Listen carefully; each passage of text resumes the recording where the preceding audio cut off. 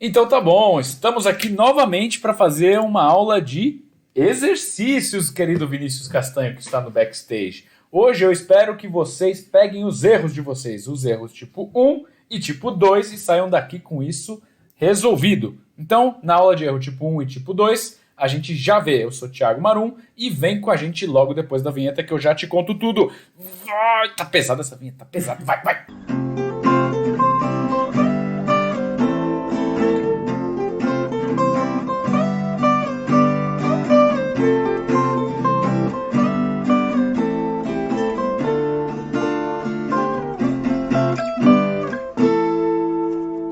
Sejam muito bem-vindos, vocês estão no canal Educacional THM, diretamente do estúdio da banda. Para não errar, não deixar de pedir aí, para não errar agora essa introdução, eu vou pedir para vocês compartilharem esse vídeo, se inscreverem no nosso canal, não deixarem de curtir, nem de colocar as dúvidas nos comentários, ou aí nas nossas redes sociais, nas nossas mídias, e não sair desse vídeo ou dessa playlist toda com dúvidas, tá legal? A gente tá aqui para ajudar vocês e agradece sempre o apoio de vocês a todo momento, tá bom? Muito obrigado por esse apoio e vamos para nossa aula. A aula hoje é sobre erros, erro tipo 1 e tipo 2. A gente até já viu o erro tipo 1, a gente já viu.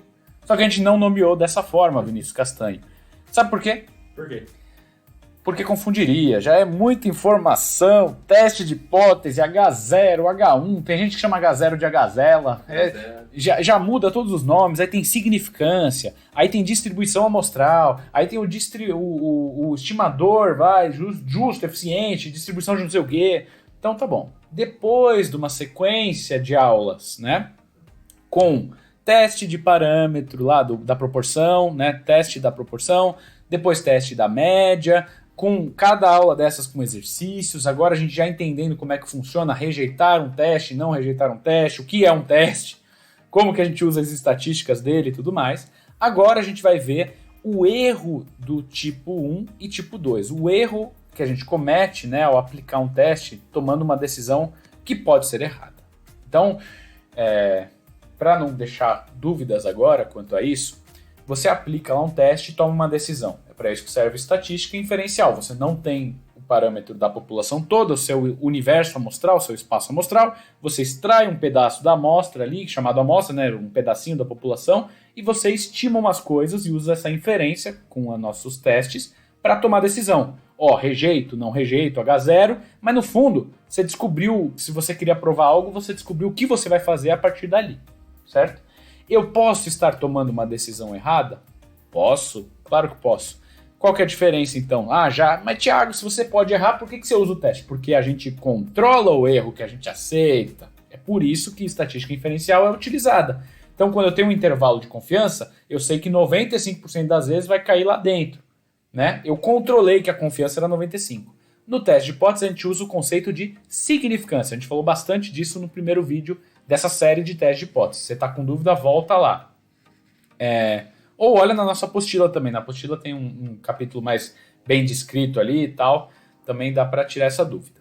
E aí, a gente controla a significância do teste. Significância seria o tal do alfa que a gente tem falado. Então, só para deixar vocês cientes aqui, eu vou fazer um teste que a gente viu na última aula, que era mi valendo um valor de mi0 e mi valendo um valor maior que mi0 ali. Essa é a hipótese que eu quero testar, né? Ficou bem bonito.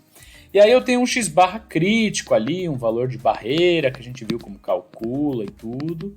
E aí, se a minha amostra cair à direita desse valor de barreira, nesse caso, se a minha amostra cair para cá, eu vou rejeitar o teste. O que é rejeitar o teste? É dizer, H0 não vale. H0 não vale. Qual que é a chance de eu rejeitar o teste e estar errado ao fazer isso? Alfa%. É o que a gente tem falando. É o que a gente tem falando. Português tá bom, né? Na aula de erros de tipos, né? Eu tô errando com algum tipo aí gramatical. Foi só um exemplo. Foi só um exemplo, claro. A gente vem falando isso. Significância é um tipo de erro. Qual é o tipo de erro da significância? É o chamado erro tipo 1. Por isso que a gente mostrou ele primeiro, certo? Certo, errado, né? Erro, errado. Erro tipo 1. O que seria esse erro? Seria o caso de eu rejeitar o teste E, na verdade, essa amostra foi só uma amostra azarada que eu tirei, mas que, na verdade, pertence mesmo a essa distribuição em laranja. Por isso que é um erro. Toda vez que eu rejeitar o teste eu vou estar errado? Não sei, a gente não sabe. Por isso que a gente usa o teste. Mas você pode controlar o erro que você está tomando. Então, ó, gente, eu vou rejeitar e vou seguir com a minha vida para frente. A chance de eu estar errado é alfa%. Acabou. É assim que a gente usa. Às vezes você vai dimensionar uma amostra e você já põe o erro que você quer, justamente para dimensionar a amostra. Também dá para usar assim.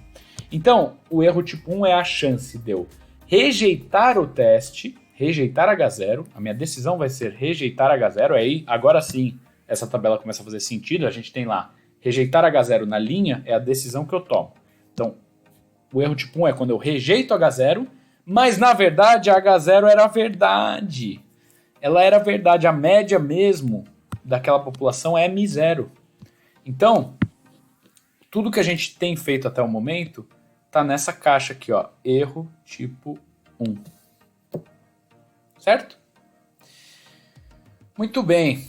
Quando eu não rejeito H0, a decisão correta está aqui como 1 menos alfa. Mas não é bem assim que a gente trata, como eu falei para vocês. Isso seria uma abordagem mais simples, tá? Eu gosto de dar sempre a abordagem a partir dos erros.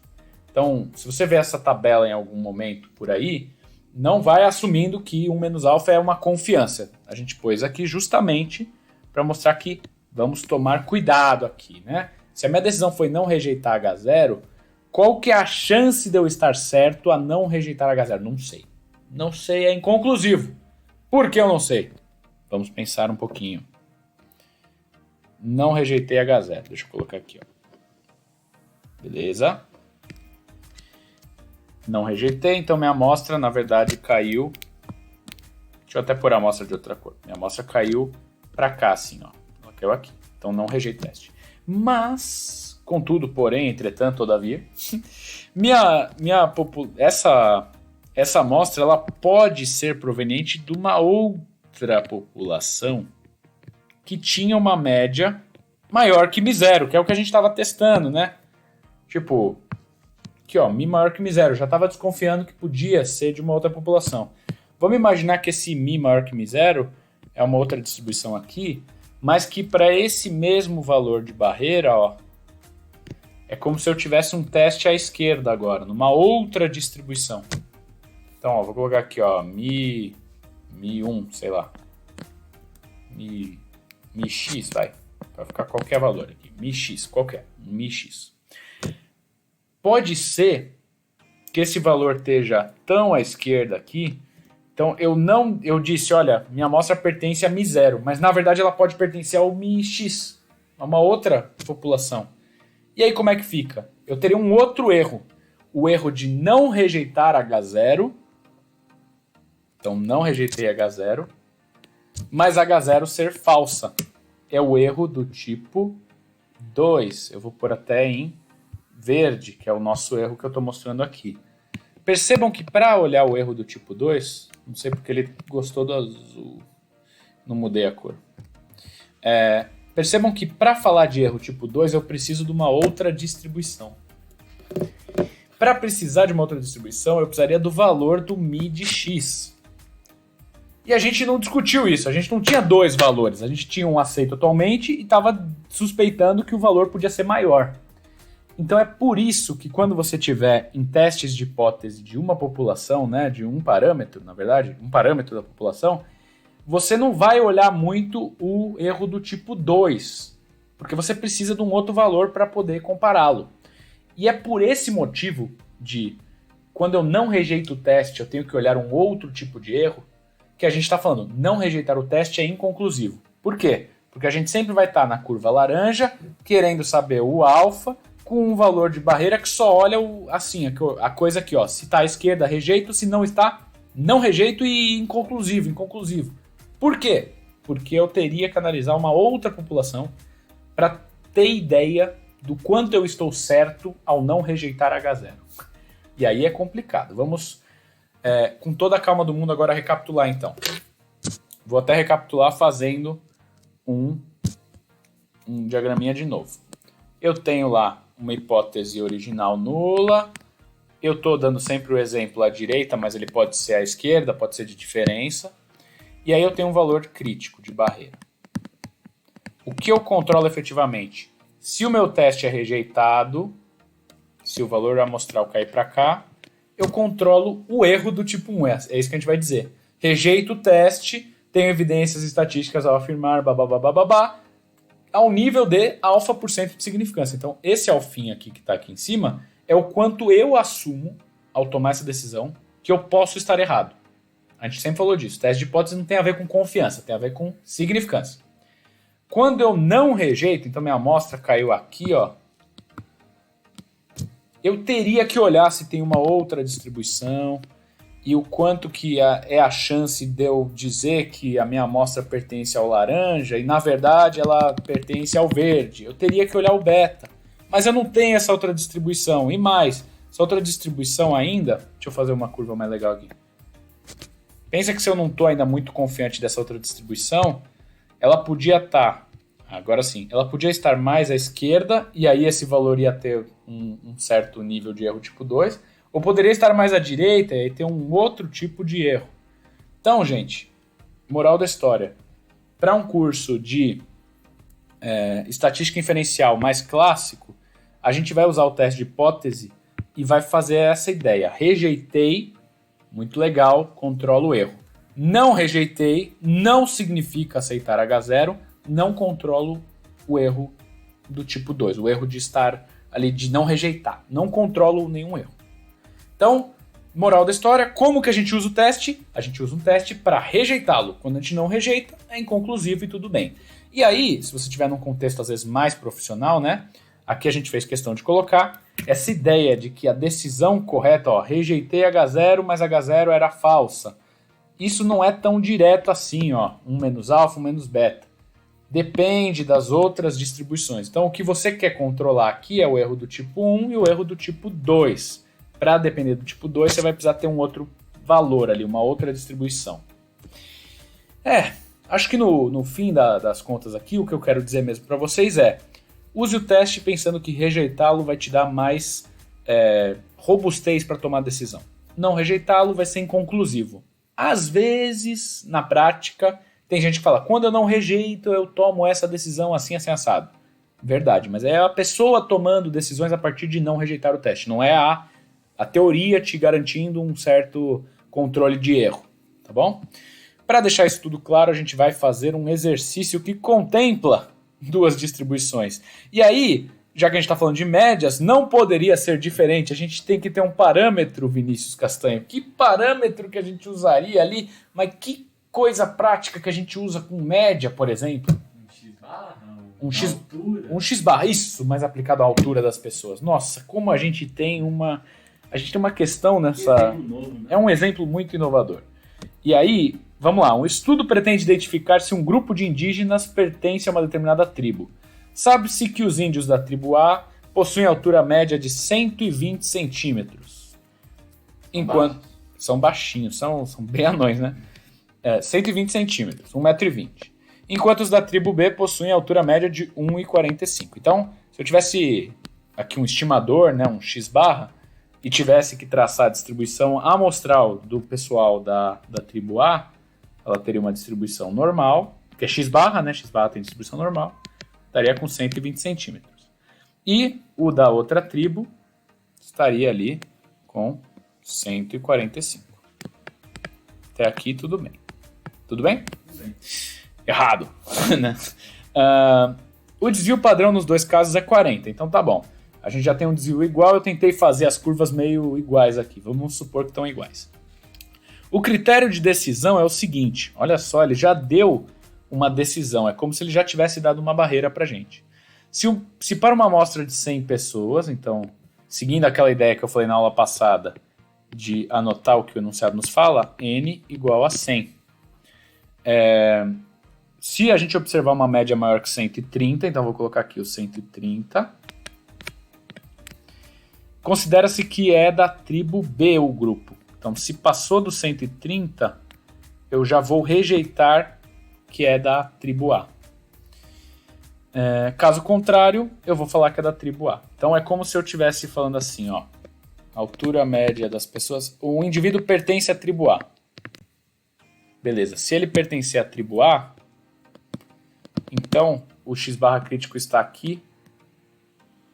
Se passar dessa barreira, eu tenho aqui o alfa por cento. É isso aqui que a gente estaria dizendo. Eu vou pedir ajuda para o meu backstage antes que acabe a minha bateria. Senão eu vou deixar vocês falando aí soltos. Deixa eu já abrir aqui. Já que é a aula de erros, né? Foi um erro não ter carregado o nosso equipamento antes da aula. Deu certo. Boa, muito obrigado. Então tá. Esse seria um critério se eu estou pensando que os indivíduos são da tribo A originalmente. Se passar do 130, eu vou falar, não pertence à tribo A. Chance de eu estar errado ao falar isso, né? E ser um indivíduo muito alto da tribo A que eu caiu, uma amostra ali que caiu azaradamente com 135, sei lá, é alfa por cento. E aí, que mais? Você desconfia que os indivíduos são da tribo B. Então peraí. O exercício me ludibriou, não li tudo. Eu desconfio... não, tá certo, pô, tá certo. Se eu desconfio que são da tribo B, eu quero provar isso, né? Eu quero testar isso. Tá certo. Mi igual a Mi B. Olha só como o teste tá diferente agora. O teste não tá só falando de Mi A. Porque até então a gente fez Mi igual a Mi A, Mi maior que Mi A, Mi diferente de Mi A, Mi menor que Mi B. Ou Mi menor que Mi A. Pronto. Só que agora a gente tem outro valor aqui, que é o Mi B. Que é essa população aqui. Vamos deixar então isso colocado do jeito que deve ser. Mi é igual a 120. Mi é igual a 145. Que é uma amostra que você não sabe de que tribo que é. E você quer descobrir, tem essa regra de decisão. Qual é o erro? Vamos ver a pergunta, né? Qual é o erro tipo 1? Bom, eu assumi originalmente que os indivíduos são da tribo A. Então, o erro tipo 1 é rejeitar o que eu aceitei atualmente. Então, dizer que essa amostra não é da tribo A, quando na verdade ela é. Então, o erro tipo 1, acho que eu vou comentar aqui, né? Classificar a amostra como da tribo B, quando na verdade ela é da tribo A. Beleza, essa é a resposta do item A. Vou colocar assim, ó. Ok. Determine a probabilidade do erro tipo 1. Agora sim, seria esta probabilidade aqui. Mas como eu faço isso? Vamos usar a normal, horas. Vamos lá. Rapidinho aqui que vocês já tem que estar ligeiro nisso. A gente vai usar um Z de alfa, tal que o alfa está aqui. Isso daqui vai ser o meu x barra crítico, que é 130, menos o valor esperado, 120, dividido pelo desvio padrão, que era 40 sobre raiz de n. Nesse caso, n é 100 pessoas. Beleza, com tudo isso aqui que eu fiz para vocês, do jeito que está, o que a gente vai descobrir, na verdade, é o Z de alfa. E por que isso? Porque a gente está querendo descobrir agora o alfa. É um problema que a gente não viu até agora em estatística, até o momento, que é, eu tenho o valor da barreira e não tenho a significância. Exercícios desse tipo foram exaustivamente resolvidos pelo nosso querido Vinícius Castanho e por mim no curso de probabilidade. Se você está com dúvida nisso, dá uma olhada na nossa playlist do curso de probabilidade, especialmente na aula de distribuição normal, que a gente faz esses exercícios o tempo todo, tá? Mas aqui eu vou encurtar um pouquinho a história e vou dizer para vocês, né, que o Z de alfa, nesse caso, ele vai dar 3,75, é isso? Não. Peraí, acho que eu olhei errado. 2,5. 2,5 é isso? Por aí. Fiz certo? Tá. Não, beleza, vamos fazer. 10 dividido por 40 vezes 10. É 1 sobre 40? É isso mesmo? Tá certo. É 1 sobre 40. 1 sobre 40 é 1 sobre 4, que é 0,25. 0,025. Não é isso? É isso. Agora que lascou. Qual que é o Z de 0,025? Eu sei o alfa. Qual que é o alfa? É 0. 0,009. 009. De cabeça. De cabeça, claro. Todo dia antes de dormir eu recito a tabela da normal. Entendi. Muito bem. Obrigado, Vinícius Castanho. A gente põe o valor aqui confirmando depois. Se virar outro valor, a gente põe aqui em cima, tá? Porque a gente fez ele na aula de erro, a gente pode ter errado. O que está coerente com o curso, tá bom? Agora, qual deve ser o critério de decisão para que alfa seja igual a 5%? Aí, olha só. Eu teria que fazer tudo e não colocar o 130 aqui.